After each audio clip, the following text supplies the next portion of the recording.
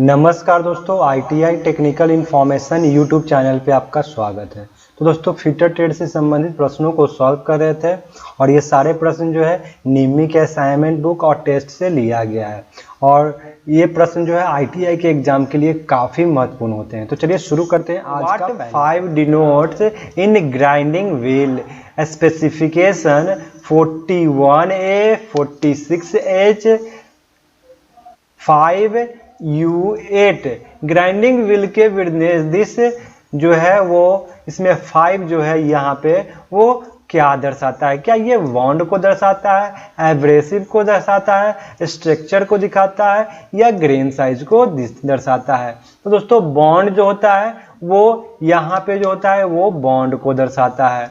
वही एब्रेसिव की बात की जाए तो एब्रेसिव जो होते हैं वो स्टार्टिंग में जो होते हैं यहाँ पे ए लिखा हुआ है, ये दिखाता है आपका एब्रेसिव को। तो ये जो दिखाएगा 5 जो है वो आपका स्ट्रक्चर को दर्शा रहा है। तो ये क्या स्ट्रक्चर है? ओपन स्ट्रक्चर है या डेंस स्ट्रक्चर है? तो ये ऑप्शन सी इसका करेक्ट होगा कि ये जो है स्ट्रक्चर को दर्शा रहा है। Which type of bond wheel is used in foundries for dressing and casting? Dressing casting के ढलाई के लिए किस प्रकार के बॉन्डेड पहिया का उपयोग किया जाता है?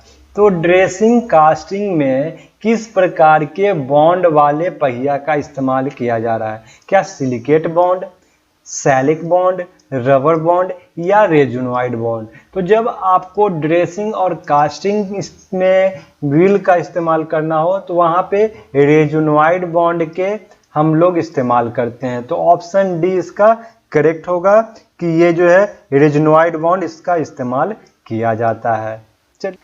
What type of abrasive wheel is used for grinding cemented carbide? Cemented carbide को ग्राइंड करने के लिए किस प्रकार के एब्रेसिव का उपयोग किया जाता है? तो जब आपको सीमेंटेड कार्बाइड को ग्राइंड करना हो तो वहाँ पे क्या सिलिकॉन ग्रीन सिलिकॉन कार्बाइड का इस्तेमाल करेंगे, ग्रे एल्युमिनियम ऑक्साइड का, व्हाइट एल्युमिनियम ऑक्साइड का या फिर ब्राउन एल्युमिनियम ऑक्साइड का? तो जब आपको सीमेंटेड कार्बाइड के टूल या कोई मटेरियल को ग्राइंड करना है तो वहां पे हम ग्रीन सिलिकॉन कार्बाइड का इस्तेमाल करेंगे। तो ऑप्शन ए इसका करेक्ट होगा। सीमेंटेड कार्बाइड के लिए ग्रीन सिलिकॉन कार्बाइड का इस्तेमाल किया जाता है। व्हाइट एल्युमिनियम ऑक्साइड का प्रयोग जो है वो डाई स्टील और फेरस और नॉन फेरस मेटल पे ग्राइंड करने के लिए किया जाता है। ये काफ़ी महत्वपूर्ण प्रश्न है जो एग्जाम में बार बार दोस्तों यदि आप ITI टेक्निकल इन्फॉर्मेशन के फेसबुक ग्रुप, व्हाट्सएप ग्रुप और टेलीग्राम ग्रुप को ज्वाइन करना चाहते हैं तो वीडियो के डिस्क्रिप्शन में लिंक है और वीडियो को लाइक और शेयर जरूर कर दें। अगला प्रश्न है what is the value of one vernier division of a vernier micrometer?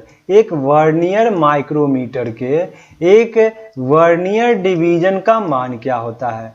तो काफी महत्वपूर्ण प्रश्न है कि एक आपको वर्नियर माइक्रोमीटर का एक वर्नियर डिवीजन का जो वैल्यू होता है वो कितना होता है? उसका जो वैल्यू होता है, उसका मान जो होता है वो 0.009 mm होता है। तो ऑप्शन सी इसका करेक्ट होगा कि 0.009 mm।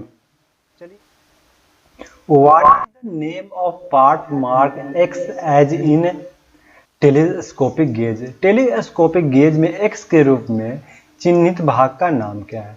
तो दोस्तों क्या ये जो एक्स है वो पूछा जा रहा है, क्या ये हैंडल है, फिक्स्ड लेग है, प्लंजर ब्लॉक है या फिर टेलीस्कोपिक लेग है?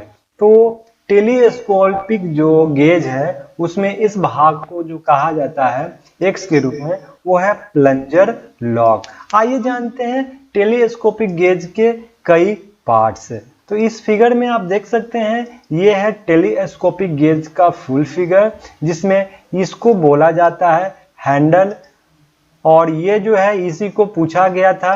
तो ये जो है प्लंजर लॉक है और ये जो है फिक्स्ड लेग इसे कहा जाता है। ये जो होता है ये साइड में इस तरफ और इस तरफ जो होता है उसको मेजरिंग फेस कहा जा रहा है। यहाँ पे देख सकते हैं मेजरिंग फेस लिखा हुआ है। और ये जो है स्प्रिंग है और ये जो है टेलीस्कोपिक लेग है। तो इस प्रकार से ये जो है टेलीस्कोपिक के फुल फिगर है।